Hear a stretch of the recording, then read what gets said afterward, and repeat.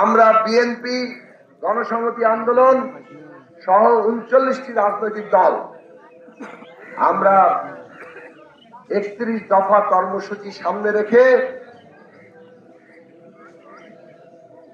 আমাদের রাজনৈতিক সংগ্রাম শুরু করেছিলাম। ৩১ দফা, যেখানে শাসনতন্ত্র বদলের কর্মসূচি ছিল, যেখানে সাধারণ মানুষের জীবনের ভাগ্যের পরিবর্তন করার কর্মসূচি ছিল, রাজনৈতিক, অর্থনৈতিক, সামাজিক পরিবর্তন কিভাবে আসবে তার কর্মসূচি ছিল।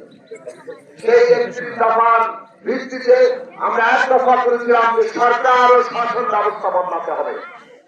সরকারের পতন ঘটেছে, এখন শাসন ব্যবস্থা বদলের সময়। ৯ মাস ধরে আমরা আলোচনা করে জুলাই জাতীয় সনদ তৈরি করেছি। এই জুলাই জাতীয় সনদ আমাদের শহীদের রক্তে লেখা। আগামী 12ই ফেব্রুয়ারি একটা নির্বাচন, এই নির্বাচনে আপনাদের 2টা ভোট দিতে হবে। একটা হচ্ছে গণভোট, গণভোটে হারানো ভোট আছে।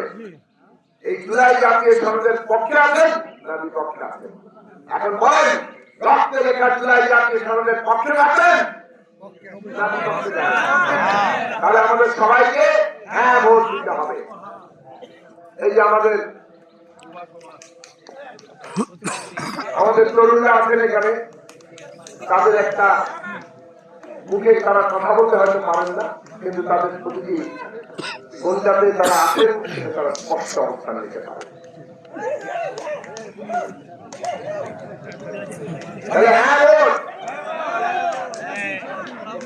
হ্যাঁ ভোট আমরা দেব,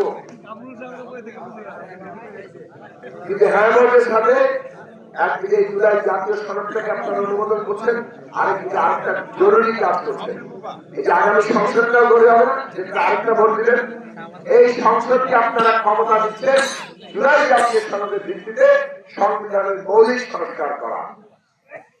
সংবিধানের মৌলিক সংস্কার করা জনগণের অনুমোদন ছাড়া পারে না। একটা সংসদ চাইলে একটা সংশোধনই করতে পারে, সেটা আবার আদালত বাতিল করে দিতে পারে। যেমন ত্রয়োদশ সংশোধনী বাতিল করে ফেলছিল না আগের সরকার, এখন আবার কোর্ট এসে বললো পঞ্চদশ সংশোধনী, ত্রয়োদশ সংশোধনী বাতিল করে ফেলছিল পঞ্চদশ সংশোধনী, এখন কোর্ট এসে বললো পঞ্চদশ সংশোধনী বাতিল।